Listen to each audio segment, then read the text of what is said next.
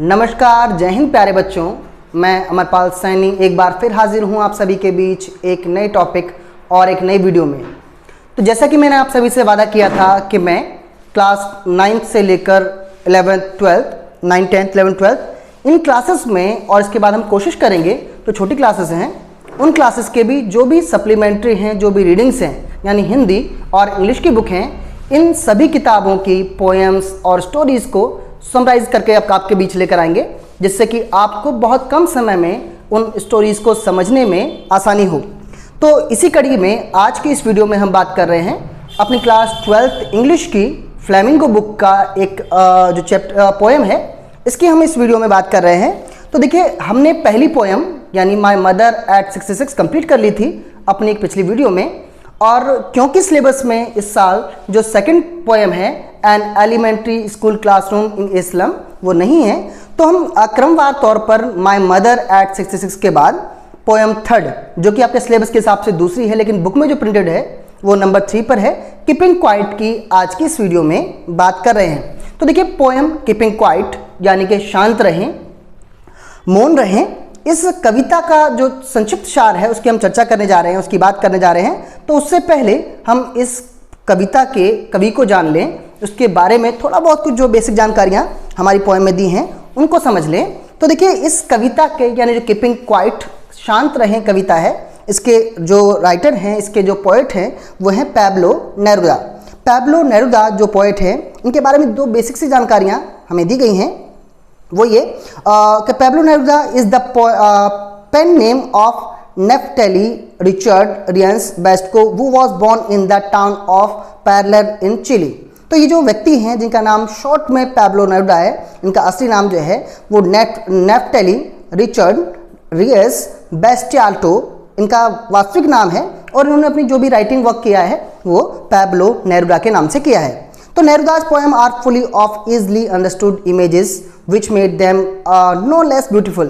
तो इनकी जो कविताएं हैं पैब्लो नेरुदा की वो बड़ी ईजिली समझने लायक, मतलब बहुत ही आसानी से समझने योग्य इनकी कविताएं हैं, जिनमें जो प्राकृतिक सुंदरता है, ये जो मानवीय सुंदरता है वो दिखाई देती है। He won the Nobel Prize for Literature in the year 1971। तो ये जो पैब्लो नेरुदा हैं, इन्होंने 1971 में लिटरेचर में नोबेल प्राइज भी जो है जीता है। In this poem Neruda talks about the necessity of quite interpretation and creating a feeling of mutual understanding among human beings. इस कविता में जो हमारे कवि हैं पैब्लो नेरुदा, वो किस चीज़ की बात कर रहे हैं? जो मानव जीवन में, मानव व्यवहार में एक सामान्य समझ है, एक आपसी जो समझ का एक दायरा है, आपसी समझ का जो संबंध है, उसके बारे में पैब्लो नेरुदा अपनी इस पोएम में बात कर रहे हैं। तो आते हैं कविताओं की पंक्तियों पर पैब्लो नेरुदा के शब्दों में, जिसका नाम है कीपिंग क्वाइट यानी कि शांत रहें। तो देखिए, कविता की शुरुआत कवि कुछ इस तरह से करते हैं। Now we will count to 12 and we will all keep still. अब मैं 12 तक गिनूंगा और उसके बाद हम सभी शांत हो जाएंगे, हम सभी स्थिर हो जाएंगे। For once on the face of earth let's not speak in any language. पृथ्वी के पूरे धरातल पर, पूरी पृथ्वी पर, पूरी दुनिया में एक बार को कोई भी भाषा ना बोली जाए। Let's stop for 1 second and not move our arms so much. एक बार के लिए, एक क्षण के लिए इस पृथ्वी पर, इस पूरी दुनिया में कोई भी अपने हाथों को, अपनी भुजाओं को जरा सा भी चलायमान, जरा सा भी गतिमान ना करे, यानी बिल्कुल स्थिर हो जाए, सब कुछ बिल्कुल ठहर जाए। ये जो कहते हैं इस पंक्ति में, इस लाइनों में जो कहते हैं, for once on the face of the earth let's not speak in any language, let's stop for 1 second and not move our arms so much. आगे कहते हैं, it would be an exotic moment. अगर ऐसा हुआ कि एक बार को पृथ्वी पर कोई भी भाषा ना बोली जाए, कोई भी व्यक्ति अपने हाथों को, अपनी भुजाओं को, अपने शरीर को जरा सा भी गति ना करे, जरा सा भी मूव ना करे, तो it would be an exotic moment. ये एक अद्भुत क्षण होगा, ये एक अनोखा क्षण होगा। क्या ऐसा संभव है, क्या ऐसा मुमकिन है कि पृथ्वी पर ऐसा हो जाए कि सब एकदम मौन हो जाए, सब एकदम स्थिर हो जाए? अगर ऐसा हुआ तो एक अद्भुत क्षण होगा, ये एक विलक्षण क्षण होगा। Without rush, without engines. इस माहौल में, इस गतिविधि के जब कोई भी इंसान किसी भाषा का इस्तेमाल ना करे, कोई भी किसी भी तरह की गतिविधि ना करे तो ये क्या होगा, without rush, without engines, we would be all be together in a sudden strangeness. अगर ऐसा हुआ तो इससे क्या होगा कि जितने भी द्वेष हैं, जितनी भी लड़ाइयाँ हैं, जितने भी झगड़े हैं, जितने भी आपसी कलेश हैं, वो सब समाप्त हो जाएंगे, वो सब ठहर जाएंगे, बंद हो जाएंगे। और ऐसा होने से हम सभी एक अनजान से, एक अजीब से अज्ञातपन में चले जाएंगे, एक दूसरे से अजनबीपन में चले जाएंगे।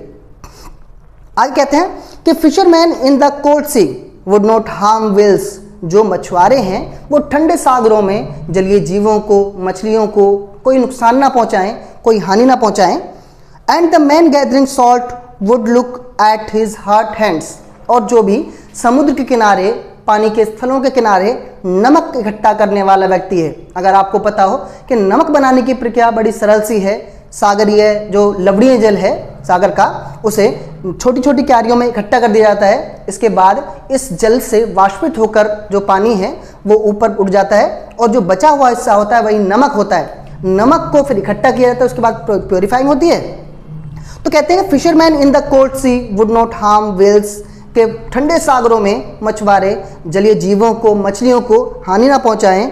And the man gathering salt would look at his hurt hands. और नमक इकट्ठा करने वाला जो व्यक्ति है, जो व्यक्ति नमक इकट्ठा करता है ना इन जगहों पर, उस व्यक्ति के हाथ बिल्कुल तरह फट जाते हैं। अगर आपने कभी पानी में ज़्यादा देर तक काम किया हो, अगर आपने कपड़े धोए हों, अगर आपने बर्तन धोए हों, तो आप देखेंगे आपके हाथों की जो खाल है वो फूलने से लगती है। अगर ज़्यादा दिन तक काम करें हाथ फटने लगते हैं। तो यहाँ जो बात करें कि जो नमक इकट्ठा करने वाला व्यक्ति है वो कुछ देर के लिए ठहर कर अपने फटे हुए हाथों को देखे, अपने त्रस्त हाथों को देखे। दोज वो प्रिपेयर ग्रीन वॉर्स, वो लोग जो जैविक युद्धों का निर्माण करते हैं, जैविक युद्धों को जन्म देते हैं। दोज वो prepare green Wars, Wars with gas, Wars with fire. जो लोग जैविक युद्धों को जन्म देते हैं, जो लोग गैसीय युद्धों को जन्म देते हैं, जो लोग अग्नि युद्धों को जन्म देते हैं, उन लोगों की बात करें, विक्ट्री विद नो सर्वाइवर्स। तो यहाँ जो एक ऐसी जीत को हासिल करते हैं ऐसे लोग जिस जीत का कोई उद्देश्य, कोई लक्ष्य, कोई मकसद नहीं है, निराधार है ऐसे युद्ध। Would put on clean clothes, ऐसे सभी लोग जो युद्धों को जन्म देते हैं, संघर्षों को जन्म देते हैं, मारामारी को जन्म देते हैं, ऐसे सभी लोग would put on clean clothes and walk about their brothers in the shade doing nothing. ऐसे सभी लोग साफ शुद्ध स्वच्छ कपड़े पहने और अपने भाई बंधुओं से, अपने सगे संबंधियों से मिलने जाएं और इस तरह की कोई भी गतिविधि, इस तरह का कोई भी काम ना करें। आगे कभी कहते हैं what I want should not be confused. अब जब कभी इतनी सारी बातें कर ही रहा है, जब वो कहता है कि एक बार को पूरी पृथ्वी पर किसी तरह की कोई भाषा ना बोली जाए, एक बार के लिए, एक क्षण के लिए पूरी पृथ्वी पर कोई भी अपने भुजाओं को, अपने हाथ पैरों को बिल्कुल ना चलाए, स्थिर हो जाए, निष्क्रिय हो जाए। जब वो कहते हैं कि भाई ये एक ऐसा विलक्षण क्षण होगा, एक ऐसा अद्भुत क्षण होगा कि जब इस पूरी दुनिया में हम सभी एक अजनबीपन से घिर जाएंगे, अजनबीपन में पड़ जाएंगे।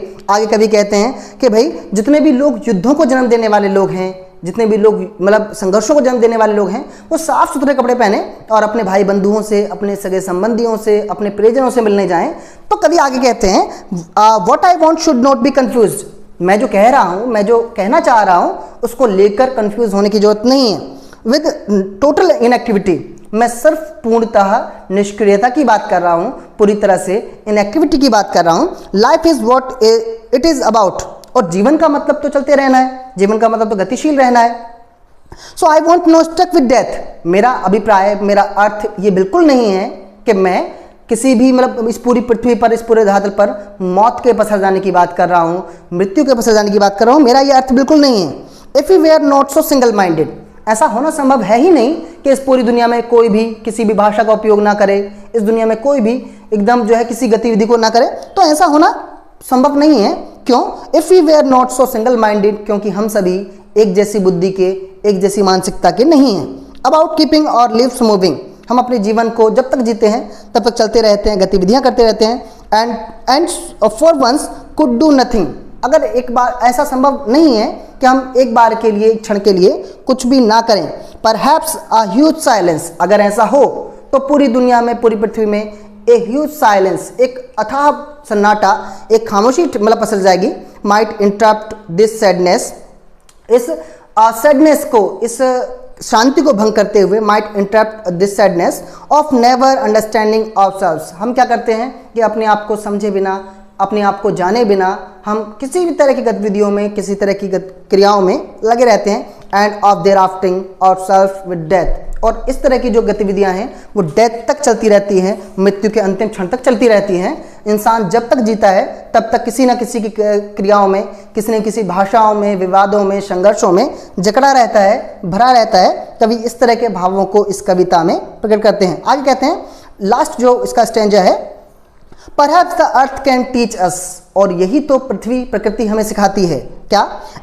As when everything seems dead, कि जब आपको सब कुछ जो है मृत दिखाई दे, जब सब कुछ निष्क्रिय दिखाई दे। And later proves to be alive, जब आपको लगे कि कहीं पर आपकी कोई आवश्यकता नहीं है, आपके बिना बोले भी काम चल सकता है, आपके बिना गतिविधियां किए, आपके बिना कोई प्रतिक्रिया किए भी काम चल सकता है, तो वहां पर आपको निष्क्रिय हो जाना ही अच्छा है, वहां पर आपको मौन हो जाना ही अच्छा है। तो कहते हैं, perhaps the earth can teach us, प्रकृति हमें यही सिखाती है। As when everything seems dead, जब सब कुछ जो है डेड दिखाई दे, जब सब कुछ जो है निष्क्रिय, निर्जीव दिखाई दे। And later proves to be alive, और जब आपकी आवश्यकता हो, जब आपके बोलने की आवश्यकता हो, जब आपके कुछ करने की आवश्यकता हो, तो आपको अपने आप को अलाइव, आपको जीवित, आपको सजीव दिखाई दर्शाया जाना जरूरी है। और लास्ट में एक जो लाइन के साथ छोड़ते हैं, जो हमने स्टार्टिंग में सीखी, now I will count up to 12 and you keep quiet and I will go, और अब मैं 12 तक गिनूंगा, इसके बाद आप सभी शांत हो जाएंगे और मैं चला जाऊंगा। इस कविता का जो सार है या इसकी जो समरी है वो ये कि कवि इस तरह के भाव को इस कविता में प्रकट करना चाह रहे हैं कि अगर पृथ्वी में, अगर इस पूरे धरातल पर हम एक क्षण के लिए, एक पल के लिए मौन हो जाएं, जहां पर हमारे शांत रहने से, हमारे चुप हो जाने से बड़े बड़े विवादों, बड़े बड़े झगड़ों, संघर्षों, बड़े बड़े कलेशों को टाला जा सकता है, उनसे बचा जा सकता है। तो यहाँ जो कहते हैं कि अगर हमारी कहीं पर बोलने की आवश्यकता नहीं है, बोलने की जरूरत नहीं है, तो वहाँ पर शांत हो जाना, मौन हो जाना, निष्क्रिय हो जाना कहीं अधिक लाभदायक है, कहीं अधिक लाभप्रिय है, बजाय इसके कि हमारे बिना वजह कुछ बोलने, हमारे बिना वजह कुछ करने से बड़े बड़े अगर आप देखेंगे, अगर आपने अनुभव किया हो, तो दुनिया में जितने भी बड़े बड़े संघर्ष हैं, लड़ाइयाँ हैं, युद्ध हैं, द्वेष हैं, मारकाट है, इस सब की शुरुआत सिर्फ और सिर्फ किसी छोटी सी बात से या किसी छोटी सी प्रतिक्रिया से होती है। तो अगर हम किसी एक क्षण में, किसी एक पल में अपने आप को कुछ बोलने से, जहाँ पर हमारे बोलने की आवश्यकता नहीं है, अगर हम ना भी बोलें तो भी काम चल जाएगा। अगर ऐसी स्थिति में हम हैं, तो अगर हम एक पल के लिए ठहर कर, सोच कर अपने आप को मौन कर लें, अपने आप को निष्क्रिय कर लें, तो जीवन में बहुत सारे संकटों, बहुत सारे नुकसानों, हानियों से बचा जा सकता है। इस कविता का जो संक्षिप्त सार है कवि की ओर से ये है। कविता का नाम है कीपिंग क्वाइट, और कविता के जो राइटर हैं, जो पोएट हैं, उनका नाम है पैब्लो नेरुदा। आशा करता हूँ कि आपको ये कविता, ये पोएम समझ आई होगी। मिलते रहेंगे अगली वीडियो में, अगली ही किसी चैप्टर के साथ। तब तक के लिए जय हिंद, नमस्कार।